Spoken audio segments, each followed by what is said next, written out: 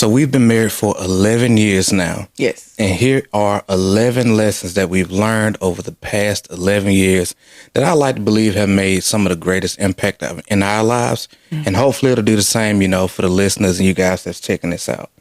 So lesson number 1 is having shared values, vision, and standards. Mm-hmm. So this came from a post that I made before, and I'm going to break it down for you guys, and we're going to give you our feedback on each one of them. So in this first one is having clear shared values, standards, and vision is hands down one of the best relationship hacks ever.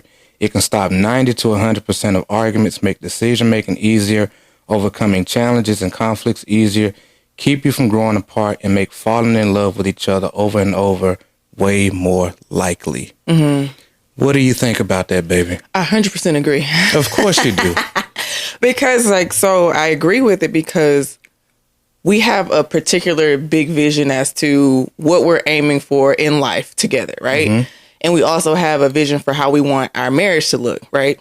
We also have a vision for how we want our fitness to be, right? Mm-hmm. We also have a vision for how we want our parenting to be, right? So anytime there's any type of conflict or anything, it's easily resolved because we know where we're going. Yeah. So it's never like us bumping heads. It's maybe like a misunderstanding in that moment.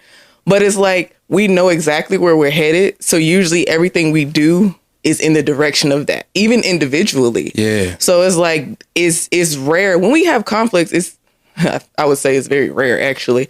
But it's easily resolved because it's like, okay, is what we're talking about or what we doing in the direction of where we said we both want to go? Mm-hmm.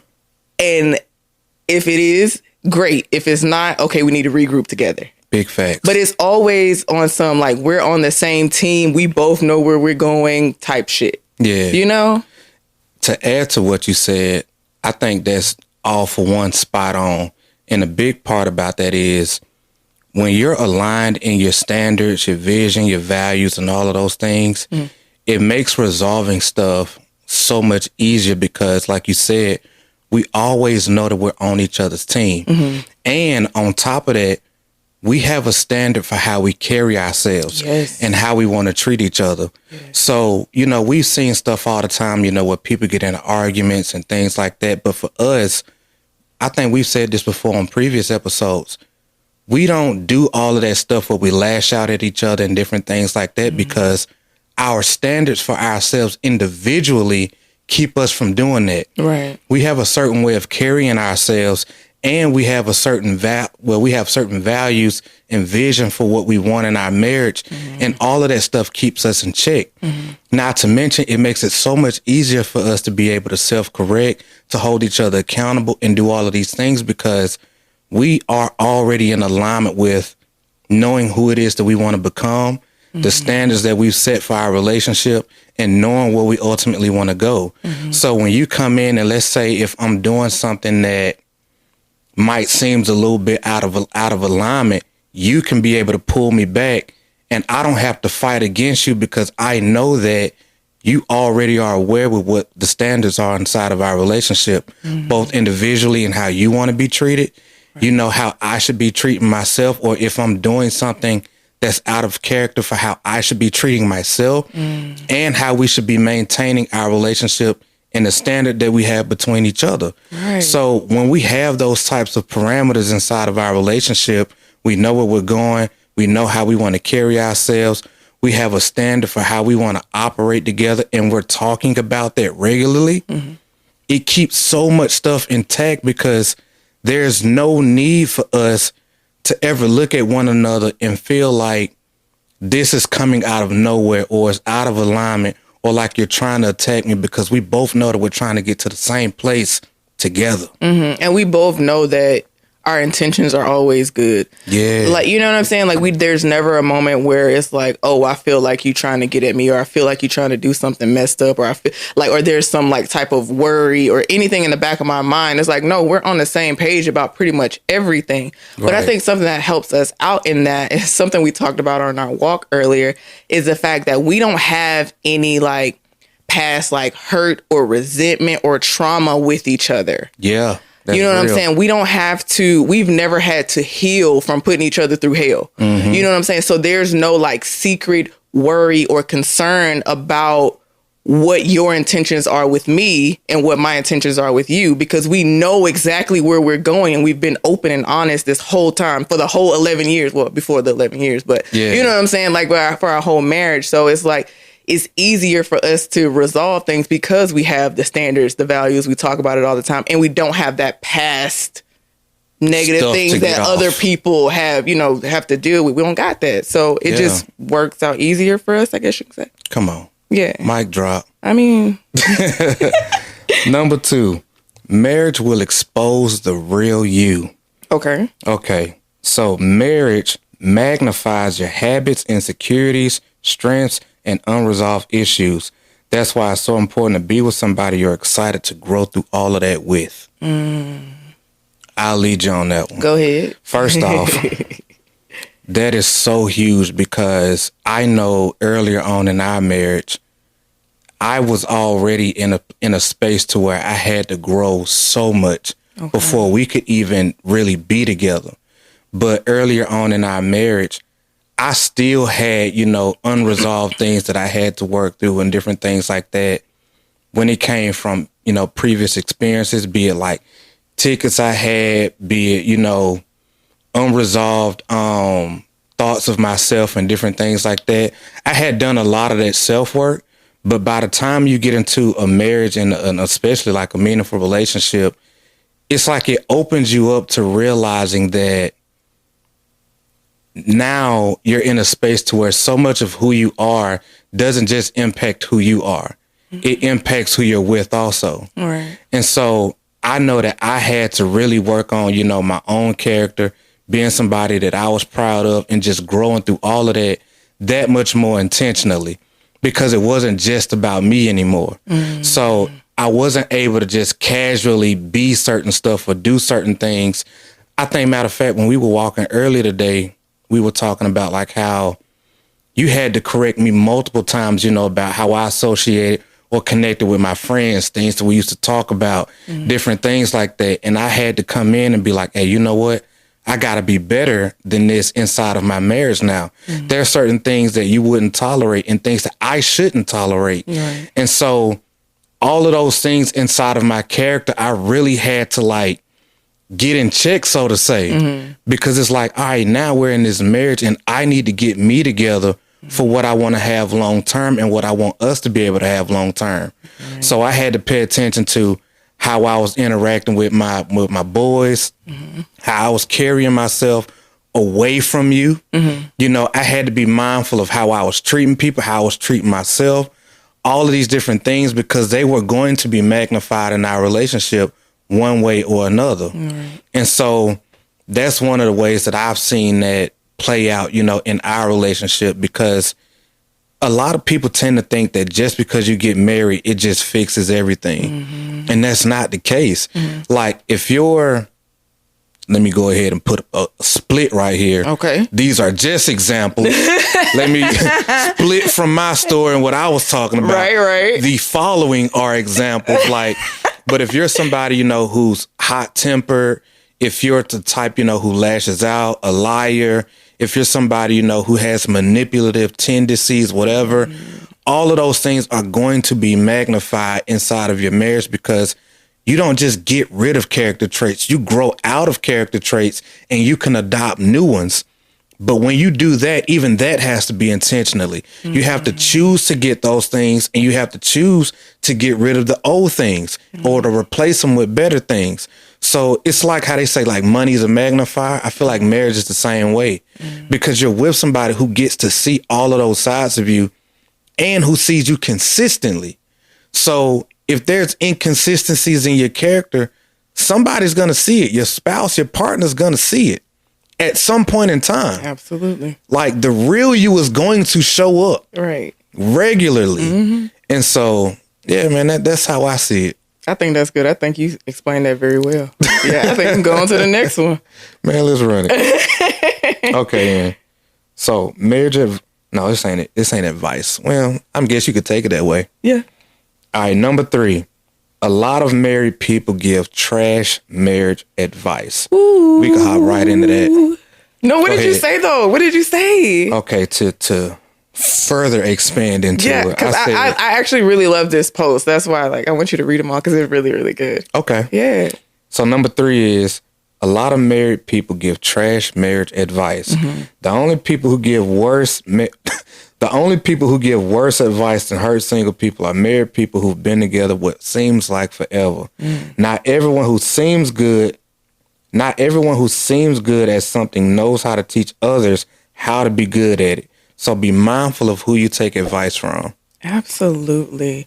I think that's so good because it can be assumed that because someone has been married for such a long time that they have it all together and that it's such a high quality marriage and they're happy and they got it together. And it's like, no. Quantity does not equate to quality of a marriage, and it doesn't equate to intentionality. So I think it's very important how do I want to say this? It's very important to differentiate between people who are in a marriage and is productive and is full of love versus people who have just been together a long time and they're just tolerating each other and they're just trying to survive. Yeah. You know what I'm, like, does that make sense? Absolutely. Yeah. So it's just understanding that the quantity of time does not equate to quality. So you need to pay attention to those things and know that someone can be married a short amount of time, but be way more intentional than people who've been together forever. You know what I'm saying? Does that make sense? It does. Yeah. And to add to what you're saying, it's like, just being all the way real, some people, they can get to a point in their marriage to where, they got together just because they were infatuated with each other. They enjoy each other's company, so forth and so on. And it really stopped there. And there's never no real depth. It could be just because you have fun together or have shared interests together or whatever the case may be. But a lot of the times you don't know what happens or how those people respond to the challenges that also come with life, right, or the difficulties that they've had to grow through individually or whatever the case may be. Yeah. You also may not know a person's particular character when it comes to how they try to help people, so to say. And I remember when I was writing this out, what really made me think about this was, for one, I've received trash advice that I didn't ask for, from married people who have been married for a significant amount of time. Yeah. And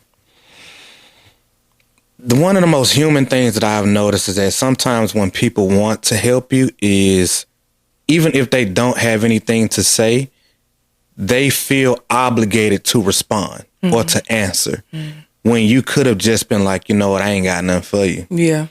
And it's like sometimes ego can take over and they feel like they have to give you something. And it's like somebody jumping out there and being like, oh, well, just keep God first and everything else will work out or whatever the case, which is fine.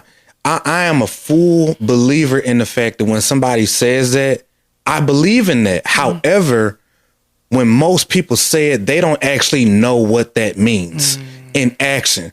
So I've seen that part play out. I had a homie of mine, buku years back, who was giving that same advice, and he told me about it. But to him, what that translated as, all right, I need to keep me and my girl in church or whatever the case may be. With whoever gave them advice didn't know their relationship with God. If they had a connection at all, didn't know the values of them or his significant other, any of that stuff. You just said that and thought that was good enough. Right. And again, it's not that the advice itself was bad. It's just that there was no substance given behind it. Therefore, coming from that person, it made it ineffective because he didn't show him how to make it useful. Right. Because he didn't know what that actually meant. It was like, all right, I need to get my girl in church and we need to be in there all the time. And so he didn't break that down to where it was like, all right, hey, you know what? You need to develop these types of standards and values inside of your relationship. When you talk about, keeping God at the center or whatever, it's more so talking about what type of standards and values does God replicate throughout the Bible? Or does Jesus, showcase throughout the Bible when it comes to being generous, when it comes to compassion, selflessness, humility, when it comes to being selfless in the way you serve your spouse and all of those things? If you don't know that, you can take that completely out of context. Right. And he thought that, just keeping my girl in church and we gonna pray together, even though I don't necessarily know how to pray, that was just gonna be good enough. Right. So again, it's not that the advice itself was bad. It's just that it came from somebody who didn't know how to be able to communicate that in a way to where the person receiving it was able to make it useful. It's the same thing when people are like, make sure y'all communicate. You know how many types of communication there are? Right. You know what I mean? Right. Like there's verbal, nonverbal. Most people don't even know that in communication. I think, I did a little bit of research on this. I think somewhere around about 7% of communication is actually what you say. 7 to 20, it's a small number. Okay. We're not going to do specifics. Yeah. But the smaller number is actually what you say. The larger number is how you say it. But when you say, make sure y'all communicate, well, that's great. Like, you know what I mean? Like, obviously. Like, okay, use my words. Yeah. You know what I'm saying? Right. We saw a post the other day where somebody was talking about doggone communication is good, but understanding is everything. And I'm like, what? What does that even mean? Ain't the whole purpose of communication to achieve understanding? Yes. So as you can see, somebody can say something with good intent, but it fall flat when the person on the receiving end has no clue what you actually mean by that practically in action, and the person giving don't know what that mean practically and in action also. Right. So intent was good, but the impact was nothing. Landed wrong, was ineffective. Right. So again, be mindful. Be mindful. And it's not like people do it like that to, be with ill intent or whatever the case may be. It's just that sometimes people don't know that they're not being that helpful. Yeah. So. Yeah. I think like the advice I hate the worst is like such the negative narrative around marriage. It's like, oh, marriage is going to be hard or y'all going to struggle. Like life is hard. Yeah. Like, tell me something that is not hard. Like, going after your goals is hard. Parenting is hard. Working a job is hard. Like, okay, there are going to be hard moments. Sure, maybe. But that doesn't mean the marriage itself has to be hard. It just means, like, life is hard. And hopefully your marriage can just be a helpful part of that, actually. I think, like, for us, I can say that with the most confidence that we have had moments where life was hard, but us being married to each other has made the situation easier. Yeah. 100%. So I often, like, the advice we got from married people about marriage was all trash. Like, I don't think I ever received any great advice from married people, honestly, besides us. Yeah. Like, in all honesty, and it sucks to say that, but I mean, it's the absolute truth. So I'm grateful for us to, even in seeing or hearing like the negative things about marriage from married people, we was like, nah, we don't want that. Like, no, we don't have to accept that. No, we're going to go completely against that. That's not a belief we're going to take on. Like, we're fully committed on what we want to create in our marriage, and we're not taking that. Yeah. And I think if more people had that thought process in life in general, I think we would be on a better track. Yeah. And like I was saying before, it's not that all married people give bad advice. Oh, yeah, for sure. Like that. It's not that. And it's not saying that, that there's not some good stuff out there, or even that there's ill intent behind it. It's just sometimes people just don't know that they're not being helpful. That's why I said, some married couples give some of the worst advice. Yeah. And they don't even know it. Yeah. Because again, just because you're good at something doesn't necessarily mean that you know how to teach somebody else to be good at that same thing. And I know we still on this. We on it for a minute, but just because something is good in our marriage and it works in our marriage doesn't mean it's going to be good and work in the next marriage. Come on. Sure, we could be so successful in ours and we can teach about what we've learned and what we've grown through, But it's not, it's one of those things where it's like, take it and use it in a way that's beneficial for you. Don't try to do exactly what we've done. Make it your own. Make it your own. And I think that's the part that some people miss. It's like, okay, well, somebody said, okay, marriage is hard. We decided to take that as, okay, how can we make sure our marriage is strong enough to where we don't have to say that shit? Exactly. But other people can take that as like, marriage is hard. So marriage being hard, our marriage being hard is an indication of us doing marriage right. The fuck? Nah. No. No, you know what I'm saying? So it's like you take it and you use it in a way that's actually beneficial for you and productive for you. I hope that made sense when it came out of my mouth. Listen, I'm with you, baby. It's like when a mug be like, oh, marriage is hard. And it's like, oh, no, what you're saying is your marriage is hard. Yes. So let me make sure I do everything in my power to make sure ours ain't hard. Exactly. Exactly. Do with that information what you will. All right, so number 4 is always prioritize your marriage.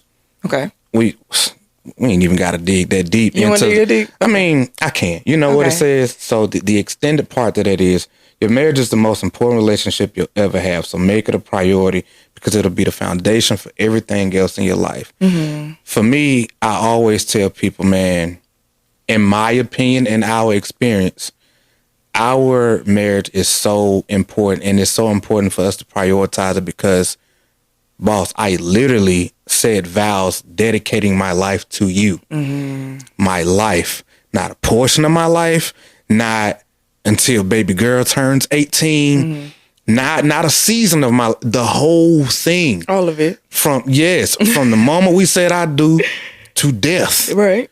So therefore, that is a pretty significant relationship. People ain't even married to their jobs their whole life because at some point in time, you got to leave that mug. Your kids, at some point in time, they got to leave. Unfortunately, your parents, if they're not gone already, they're going to be gone at some point. Your friends are going to have their own families, their own responsibilities, whatever the case may be.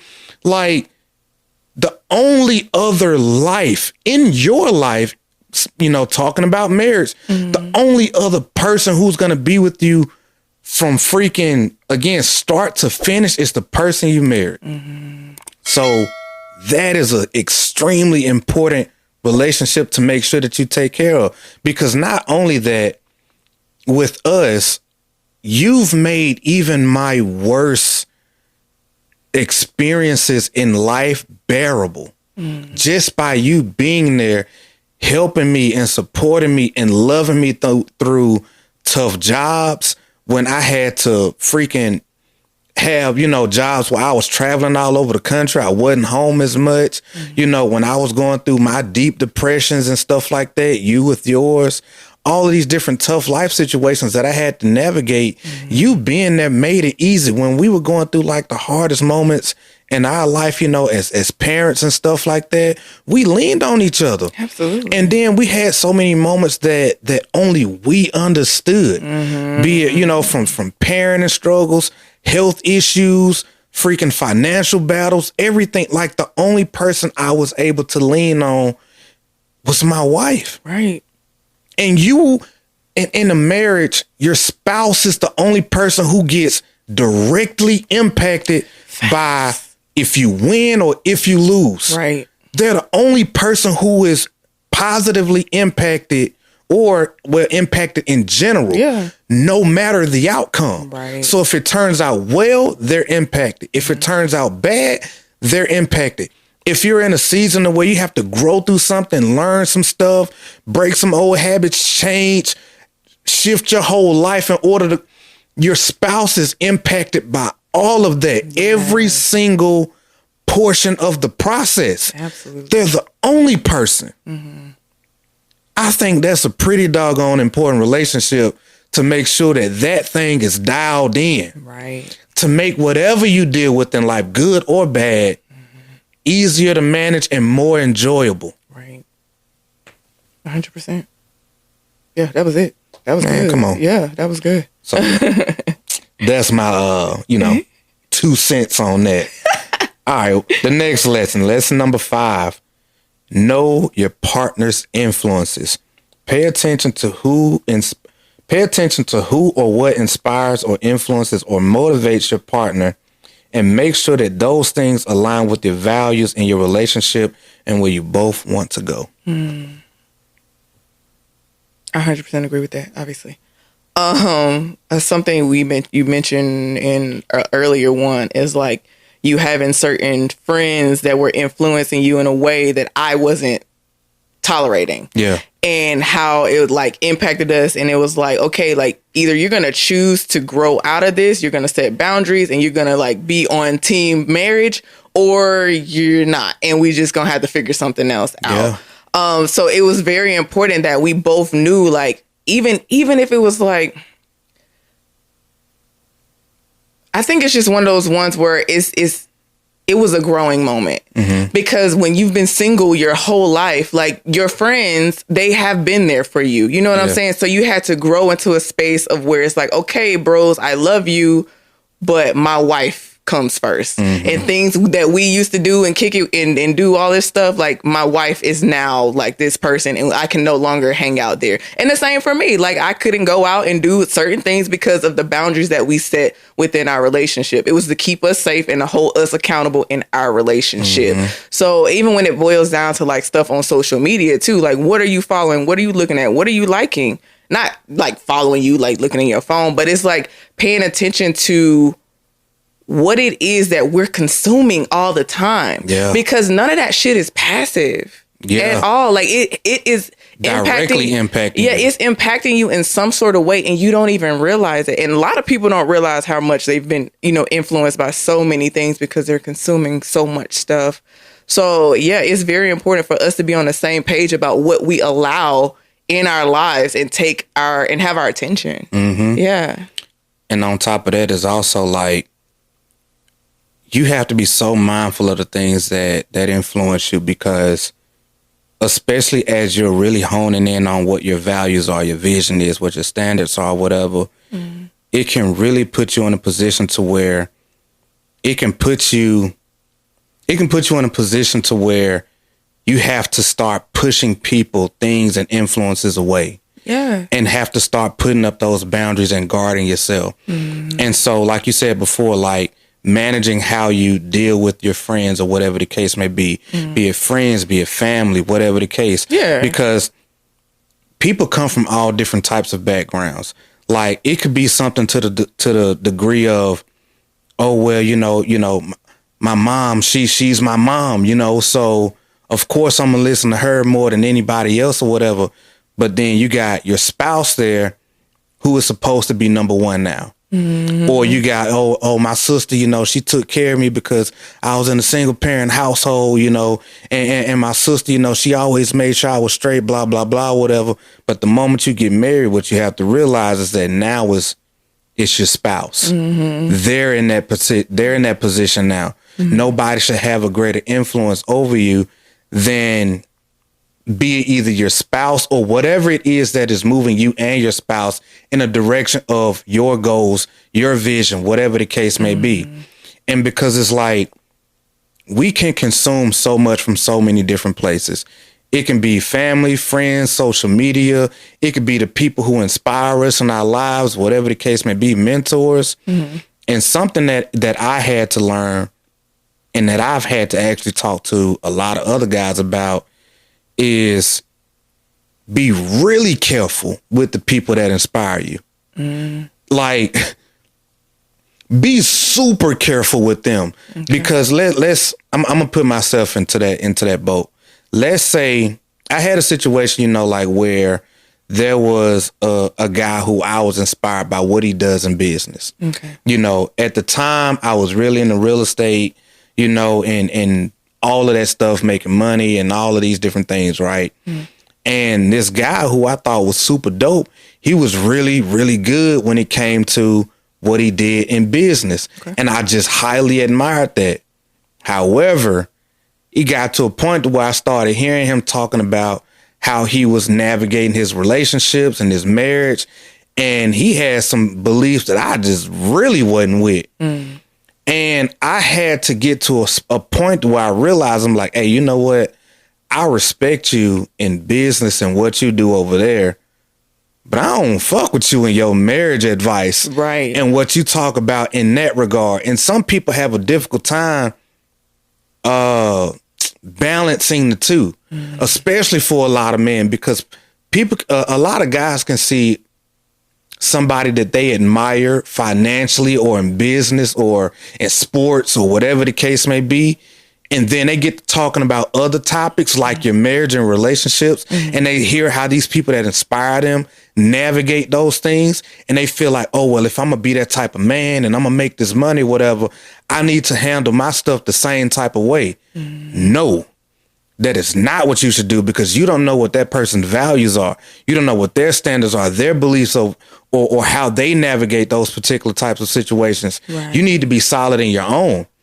Build that up, develop that up with yourself and your family and your wife, or align yourself with people who have the values in their marriage that you want to have, or the standards that you want to have, and be able to differentiate like where you're going to allow yourself to be influenced, because there's people out here, who may be thriving in one area but suck in another, and you got to be mindful of that. Like, I love you, or I appreciate you, or I respect you in this area, but we got to keep it separate over here. Yeah. And so that's just one of those things, boundaries. Yeah. And knowing like what bucket to put people in. It's like, you dope in business, you might be dope in career in business or sports, athletically, whatever, and just categorize how you're going to allow people to inspire you, influence you, motivate you, in what area, and be super careful about what you allow to impact you inside of your marriage. 100%. So yeah, that's a lot, I know, but that was good, baby. Yeah. So number 6 is marry someone who makes you better. Choose someone who pushes you out of your comfort zone, inspires you to raise your own personal standards, and who makes you more excited and intentional about who you're becoming. I think that's such a good bullet, because it's like, when you say marry someone who makes you better, there should be evidence before you got married that they were already helping you be better. Big facts. It shouldn't be like, okay, we're married now, let's get better together. I mean, sure, that can work. That should be a part of it. But it should have already been a part of the dating and the relationship prior to the marriage. You know what I'm saying? So it should already have been a pattern of y'all working to get better together before marriage was even a topic. So I wanted to point that shit out, because I feel like that's really an issue. But we both have gotten so much better because we've gotten married. I was talking to somebody and I was telling them, I'm like, being married to Trone has definitely accelerated my personal growth. Yeah. I've been able to grow so much faster because of how much life we've lived together. The things you've pointed out to me about myself, like how I've had to really like dig up some things within myself that was like from my childhood, my upbringing and all that stuff, like different things I didn't even know about myself that had to be dug up. And you helped me realize these things and you helped me grow through that so I could become better. Yeah. Even when it comes down to parenting baby better, to communicating better, to being a better coach, like to so many areas, like you've helped me be a better person in general, not just a better wife, just a better person when it comes to my character, my values, my standards. Like you've helped me show up better in the world. You know what I'm saying? So because of that, I'm able to positively influence people better because of how you helped me show up now. Yeah. I hope that made sense, because in my head, it sounded so angelic. I feel like it came out angelically. Okay, great. Maybe because I'm on the receiving end of it, but I heard it very well. It made me feel good, so. Okay, good. And on this same note, man, it's like, man, if this is your first episode, or whenever you're watching this, if you haven't seen some of the older stuff, I've talked about plenty of times, I was a hood dude. I was real reckless before we met. Yeah. And after we met, you made me want to be so much better. I know I was already in a process of trying to become better and whatnot, based off of whatever my own understanding was. But my relationship with you put me in a position to where I was willing to go the distance. I was like, I wanted to carry myself better. I wanted to raise my own standards. Matter of fact, I wanted to get to the standards that you had. at the time because yours was so much further beyond what I had. And then when I got there, I wanted to create my own and be like, hey, you know what? This is the type of man that I want to be for me. I want to become somebody I can genuinely be proud of, you know, and look at myself and be like, man, you know what, dude, you didn't actually became somebody, you know, who's of value based off of what you find important. Yes. And somebody that your wife finds valuable and important, and somebody who's able to contribute and do things that actually make a difference. Like you made me want to raise my standards in such an impactful way. And I love that we've had that type of relationship for so long. And it's like you say, it's not even just about the fact that you've made me want to be better as a husband, but like you said, as a person in general. Yes. And this is a bold thing to say because not everybody will, but being in a relationship with somebody who makes you want to be better, period, with them or without them. Like even if God forbid, you know, something would have ever happened, you know, in our marriage to where we didn't make it or something, I would still be there would never be a case where I would not still love you because so much of who I am is because of you. So much of who I've become is because of you. And I love me. So I could never not love you because you've helped me become somebody who I fell in love with. And so like when we talk about unconditional love and stuff like that, that's how I look at it. Like being with somebody who makes you fall so in love with yourself and who you're becoming to where their contribution to you becomes so big and so impactful that you could never really not love that person because of how much you love yourself. Yes. And you've poured into me in such an impactful way, like to now where it's like we just keep raising the bar for who we want to be for ourselves and each other. And that's a different type of relationship because of so much that comes with it. Go ahead. Oh, I was just going to say, you know, from the accountability, the change, the struggles, the challenges, the things that naturally come about when you're trying to grow. But it makes you willing to go through those processes of doing that type of work, excited about doing the work and who you're becoming and knowing that you're doing it with somebody who gets to have that benefit of you becoming better also. Right. So, yeah. That's so good. That's such a different kind of love where you're like, I want you to be better for you. Yeah. And then I'm a benefit from that anyway. I want you to be a better man for yourself. You want me to be a better woman for myself. And every goal that we have individually, we want each other to chase that shit. You know what I'm saying? And to genuinely want that, whether we're together or not, I want you to win. Period. You know what I'm saying? Like that love is different. And I want you to be in love with you and who you're becoming. Be proud of what you're accomplishing and the person that you're becoming. Like I want you to have that for you. Right. So I can enjoy you in your fullest freaking form and vice versa. Right. So yeah, man, that's so good. That's a gift. So. It is a gift. You got my wheels turning. You really got my wheels turning. Cause it's like, it makes me think about how people are in marriages, and we know this because we talk to a ton of people who are married and in relationships. Like, how can you see your person down bad and you not want to be there for them? Yeah. How can you see that something you're doing is hurting the person that you're with, or you're not showing up for them in the way that they need it, and you not give a fuck? Like, you know what I'm saying? Like in a relationship where it's like you both should want to be the best versions of yourself and for each other. Absolutely. That should be the main goal. Like, because if that's not the case, why are you married? Like, what is the point? Just to coexist? Just to go half on the bills? Just for some sex every now and then? Like, and that's marriage? No. It's bigger than that. It's bigger than that. But again, like our values, you know, we highly value marriage. Like we felt this way for a long time. So in my brain, you had my wheels turning. Cause I'm like, bro, the stuff that we get asked and the DMs we get, some of that shit is like heartbreaking. Like, how is this even an issue? Anyway, I'm sorry. I kind of went. Yeah, it's just it's real. Yeah, it's like what? Like how do people even get to the point of marriage if being better for each other and for yourself is not a part of the equation? It wasn't even a focal point. Yeah. I'm sorry. We're gonna go on. We on number 7? I'm sorry, cause like my wheels are turning. I don't want to keep the gap too long in the video, so yeah. It's all good. My wheels is turning. I'm like, why did you get married? Yeah. Hey, and that's a real question, man. You know, so if that hits home anywhere, you know, take that time to reflect on it. Yeah. You know, for the watchers and the listeners out there. For sure. I'm sorry, I kind of left y'all up. But you good. Yeah. You good. Okay. Yeah. You good. All right, number 7. Lesson number 7. Okay. Stay curious about your partner. Be curious about your partner's growth and take an active interest in who they're becoming.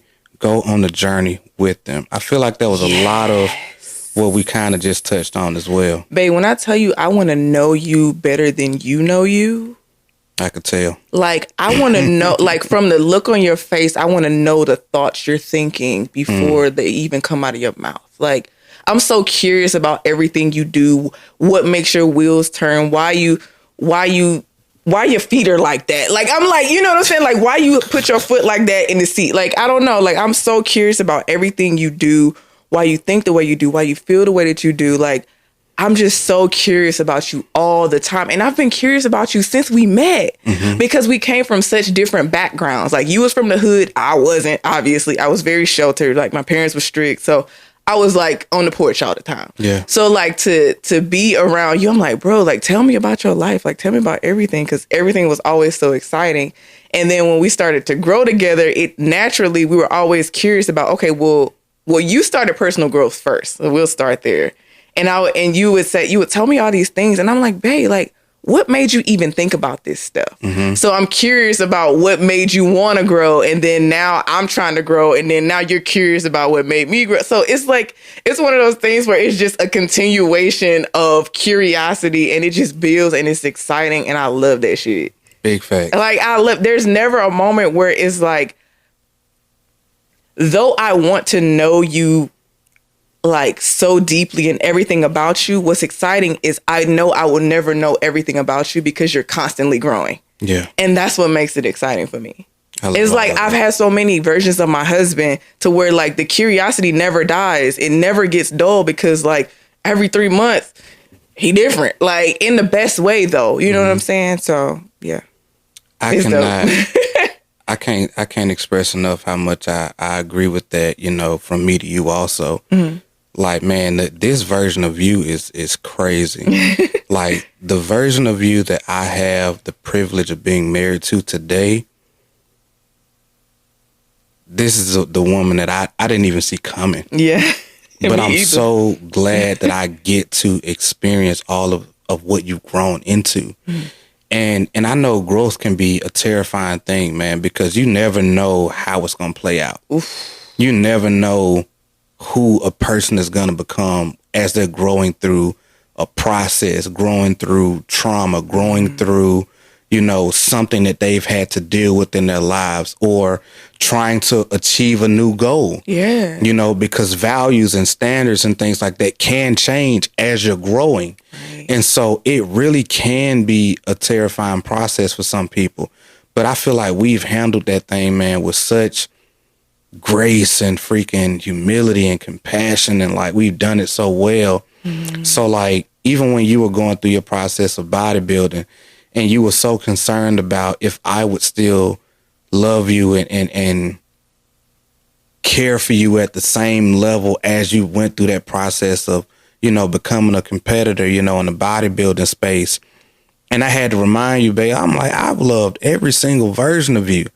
Like, I've loved all of them. And the thing about that is, it's not just because of who you're becoming, but the fact that I'm willing to get in there and do the work with you. Right. So you're not just growing and becoming this person on your own. Nah, I'm growing too because I'm with you in the process. Right. I'm learning how to support this version of you, or you in the pursuit of this goal or this dream or whatever the case may be. I'm learning how to be able to love you, care for you in this particular type of way, how to show up for you differently. And shoot, just honestly, and that makes me feel good. That the fact that I'm able to rise to the occasion in your growth and your transformation.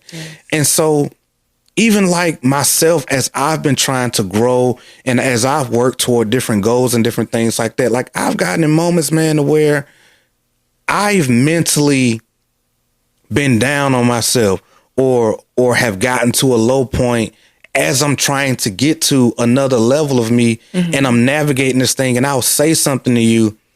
And because you know me so well, because you've grown through so many processes with me before, because you're so interested in who I am and who I'm becoming and who I've been before, you can actually see through me the way that you talk about. You can see my bullshit. If I say something that's completely out of character, you know at the moment it come out my mouth, you be like, that ain't it. This just came from somewhere like, I don't know what, doubt, fear, who you been listening to. That ain't you. Where did that come from? And then you'll hop in there and start asking other questions because you got to figure out what has gotten your mind to start thinking this particular type of way when this ain't like your standards, your character is out of alignment with whatever our vision is, whatever. Like you see me and you've been so interested in me and so intentional about the type of spouse that you are to me, that when I need those moments where I need my wife to see through me, you're right there. Absolutely. And that's a different level of intention. And it just shows that like being in the process with somebody gives you another level of exposure to them, to where you're able to show up in those clutch moments where they really need you. Right. Like not just for the good stuff, but in those moments where you're navigating the hard stuff and you need somebody who can keep it real with you and pull you out in a way that nobody else can. Right. See you in a way that nobody else can. And know how to show up for you in a way that nobody else can. And will do it proudly. And will do it proudly with love. Come on, man. I hope y'all getting some real. This is some good stuff, man. Value out of this. This is real stuff, man. 11 lessons, and we on number 8. Okay. Number 8 is accountability is real love. Accountability is real love. Holding each other accountable to your shared vision, values, and standards is one of the greatest expressions of love. Growth and change are a natural part of a productive relationship. And your partner is there to keep you locked in when it counts. Then we just I feel like we were just talking about that. I feel like the last 3, like they all just kind of wrapped into each other, but they hit on different aspects of it. Right. I think like holding each other accountable is easy for us because again, we have a big vision that we're both going to in life. We have a vision for our marriage. We have a vision for I've already said this, for parenting, and like it's like, okay, we already know where we're going. So it's like if anything is off between either of us, it's like, okay, we said we was doing this. Did we not? Are we changing our mind? We wrote this down. Let's talk about this. Like, why are you doing things differently now? So it's like, it's just easy when you know where you're going. Yeah. You can just keep each other like, okay, back over here. We're not thinking like that. We're not talking like that. We're not doing that no more. Like for both of us. Yeah. And this that real love aspect comes in because it's like, for one, boundaries are a gift. Yeah. And accountability is a gift because if I tell my wife I want to become this particular type of person, and I'm committed, I'm convicted, and I know that I got to do this thing to become this version of me that I deeply desire. And I tell you that, and when you start growing, when you start pursuing those things, disruption always follows up. It's coming. Challenges are going to come up. Adversity is going to come up. All of those things to throw you off of the path. And so that accountability, my wife, you show up to pull me back in alignment when those opportunities, when those situations show up. Yeah. So that way I can stay moving toward this thing that I told you I want to become, to this version of me that I told you I want to become. So even if it gets uncomfortable, even if it's difficult, it's challenging, whatever the case may be, you holding me accountable is an expression of love. It's like, I want you to become the best version of you. You told me who you want to become. I'm in this thing with you. So I'm going to pull you back when you need it. I'm going to be that life vest when you need it. And how can I say that I love you if when you get off track, I'm watching you be off track? Exactly. That's not love. Me watching you go against what you said you wanted to be, that's not love. And especially when you see it in somebody and you know that they're more than capable Absolutely. of becoming this thing, and how how impactful whatever that is for themselves, for your marriage, your lives, whatever the case may be. Well, what greater expression of love than holding somebody true to their own potential and what they're actively going after? Yes. You just might have hit a speed bump. You might have just ran into some friction or whatever. And that's okay. That's why you got a partner to help you through it. Come on. And sometimes that help and that accountability, it might be a bit painful, but it's okay. Because they love you enough to do it in the first place and to make sure that you get to that goal, that target, that version of you you've never seen before. Right. Yeah, man. That's so good. That's good. that's the one. That's one of them ones. All right. So lesson number 9, proactively avoid normal. Okay. Oh, Just because arguing, neglecting quality time, poor communication, having unspoken expectations, and so on are normal in most marriages and relationships, doesn't mean it has to be normal in yours. With some intentionality, almost all normal relationship struggles can be avoided. All I gotta say is, fuck normal. Facts. Fuck normal. Fuck average. I don't want no part of it. All of that. I don't want no part of it. Because listen here, man, there's struggles with communication and marriage and relationships. Normal. Arguing, it's normal. All of these things, man, like, especially when you're trying to get advice from other married couples, right? They'll tell you all of these different things that you're going through is normal. And it's not even that it's not normal. It's just the fact that if you want to avoiding normal is an option. Yeah. You can actually choose to avoid normal. You can choose to avoid, like, all right, what type of character do I need to develop in myself to where I don't argue with my spouse? Or what type of character development do we need to do, work on ourselves? Do we need to do on ourselves to where arguing isn't our normal? Shoot, we 11 years in now. We've never argued. We don't argue because of our standards for ourselves and for what we have. Right. We don't argue. And we didn't, not even knowing until recently, it was like, bro, we don't argue. We disagree. We disagree. We have those moments. Yeah. But there's never an argument to where I'm finna lash out at you, call you something. Right. Or pull some old crap out of a back pocket and be like, remember when you did this like that, to throw it in your face? Right. Like, never. Right. Do not, because that would make me look at myself in a negative light. My own personal standards keep me from doing those things or treating my spouse a certain type of way. Right.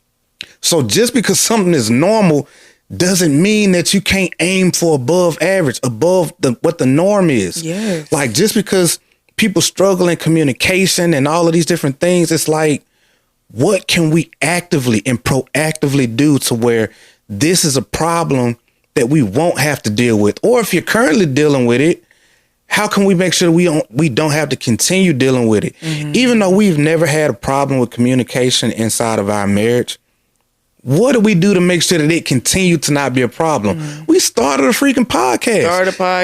Not read to say books about read it still. books, Yeah. personal development. We Yeah. started learning about communication. And we did that stuff proactively, not even having a problem. It's just like, hey, I want to be able to communicate with you better. Yeah. I want to make sure that I can continue to articulate my thoughts better, especially as I'm starting to get this expanded vision. We're getting older.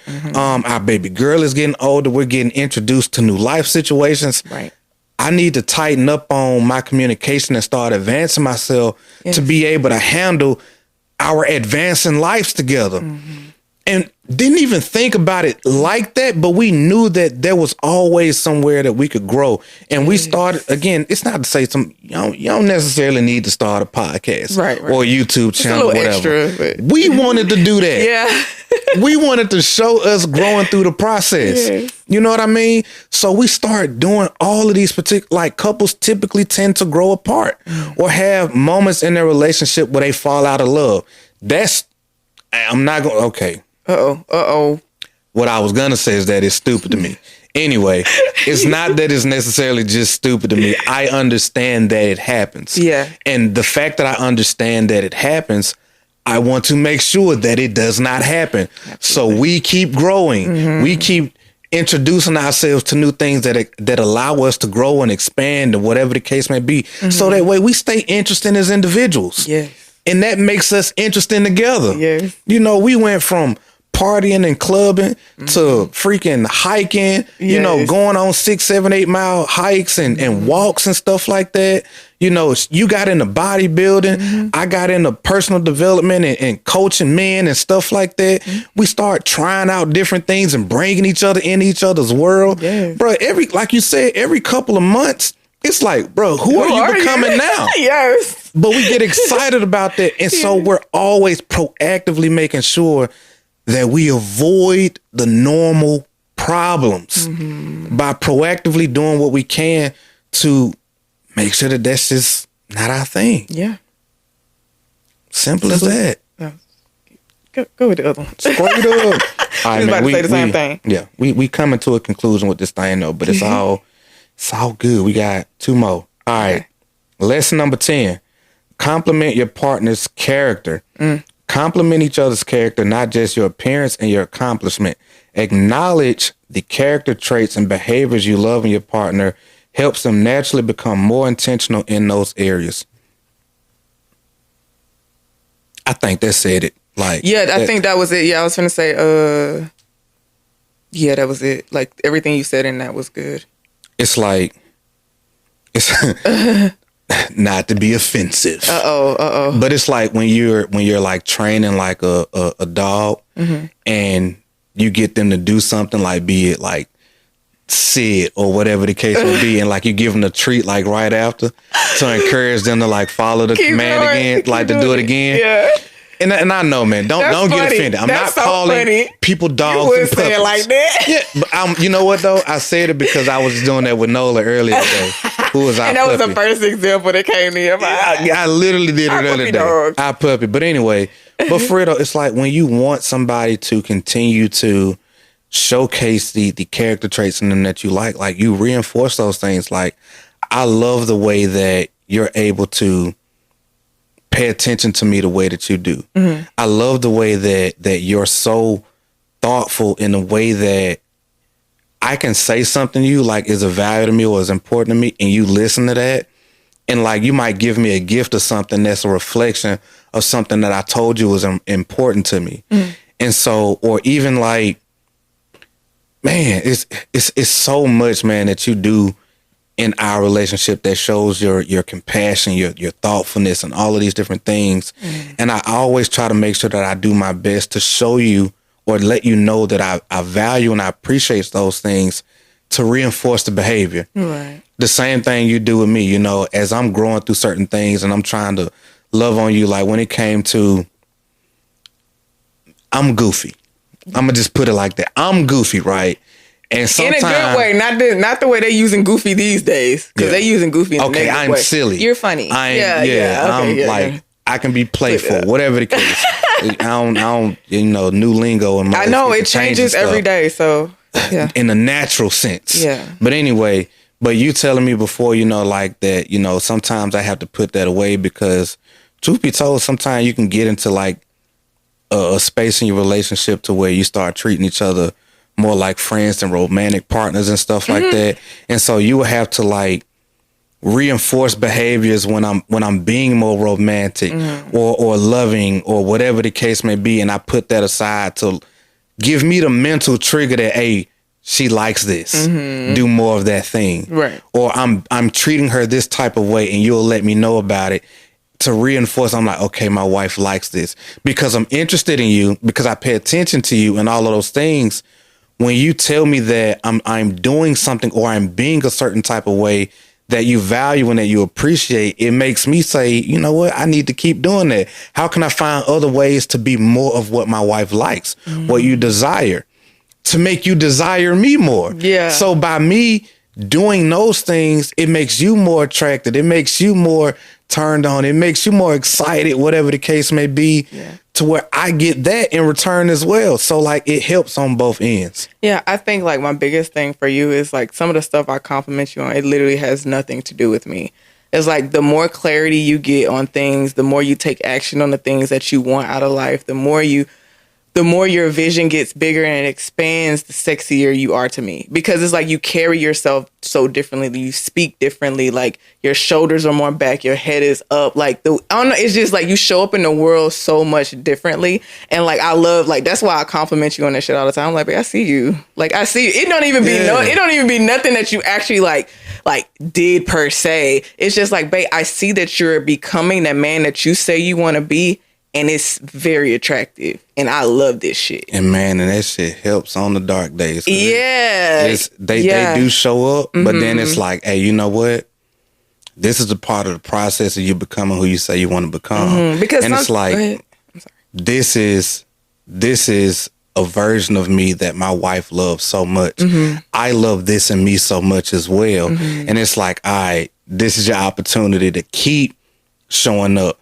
To take another step forward in who it is that you want to become. Yeah. And all of that stuff, man. So it makes me that much more energized to keep doing the behaviors that you find sexy and that I know are moving me closer to becoming who I want to become. Yeah, because when I tell you, it's something about having that grit and that relentlessness that is so sexy. Like when you're a man who knows what you want out of life and where you're going, and you're willing to do what you need to do productively to get there. You not being no sellout. You making sure you're helping other people on the way. Like that shit is sexy as fuck to me. And like I be looking at you, I'm like, baby.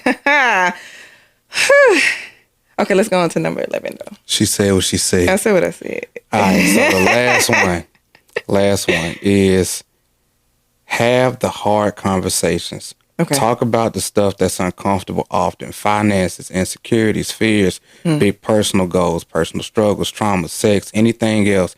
Being vulnerable and working through those hard conversations regularly will unlock a level of growth, trust, and comfort in your relationship that's hard to explain with words. I'm gonna keep this one short. First off, I said what I said in the post. Yeah. But the reason why that is so game changing is because when you get to that level of comfort to where the hard conversations are no longer hard, it makes being open so much easier.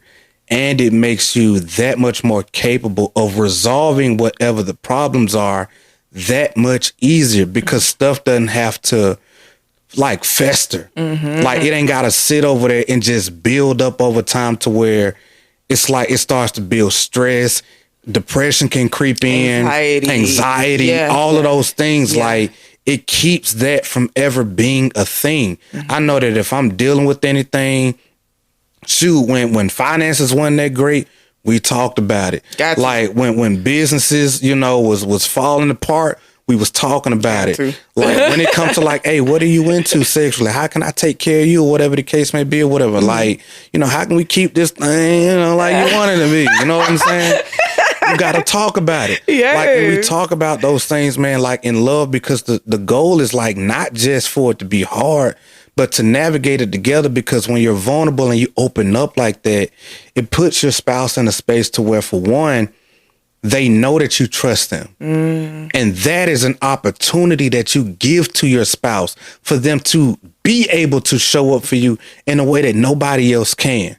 And so for the guys out there, especially for your wives, because I know dudes, man, we like to, I got everything, I don't need nobody type stuff or whatever. Even though you got a wife. Anyway. But when you let your spouse in, and I'm gonna say this is for mine. Maybe it ain't for all of y'all's, but what I've learned in my marriage is that when you do that, I know for a fact that makes my wife feel valuable, needed, important, and like her presence in my life matters.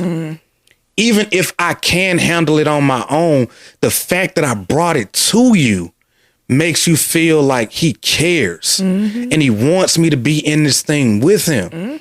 So it ain't even about it just being a hard conversation in and of itself. Right. It's the fact that you see me like a partner and somebody that you care enough about to bring into this sensitive space to help you navigate it. Yes. So yeah, man, like have those hard conversations and work through it together, because at the same time, it takes your relationship to another level of trust, of trust and depth, because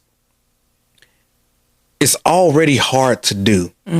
But when you're able to navigate those things together, it's like it has that perfect mix of like discomfort and fulfillment, to where like you never want to do that with nobody else. Yes, absolutely. And it's like, bruh, I got everything I need in my spouse. But it also gives you another level of comfort with those things in your personal life and when you're out there navigating the world too.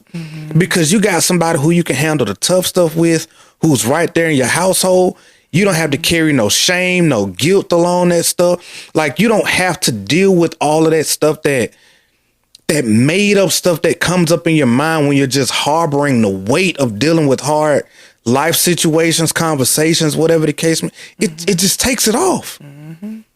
Because the one person who it impacts directly, who probably cares the most, is right there in it with you, man.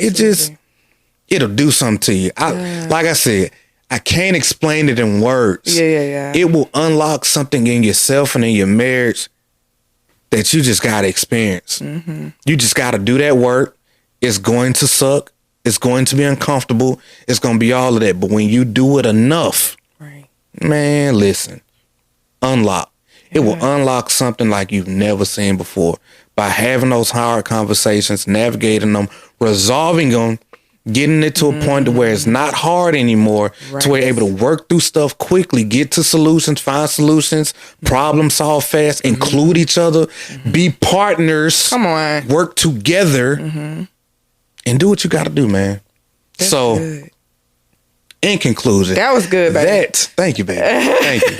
That is 11 marriage lessons from 11 years of marriage, because you guys know we just celebrated on December 6th, our 11-year wedding anniversary, man. And this is just some of the stuff, man, that we've learned that's really been impactful in our marriage. And I hope to God, man, that you guys can take these lessons and learn from it, and in your own way. In your own way. Apply it in your like own we way. say, apply it your own way. Yes, 100%. Yeah, man. Like, make it work for you. Use what you can, throw out what's not relevant, whatever. Right. But this is the stuff, man, that's been truly impactful for us. Baby, you got anything you want to add to it? No, that's it. This was such a good episode, babe. I really enjoyed this. I enjoyed you. Yeah. And I hope y'all enjoyed this also. But thank y'all for spending this time with us, man. And until next time, my name is John Trone. This is my beautiful queen. Adoria. We are one dope couple. And until next time, family, peace and love.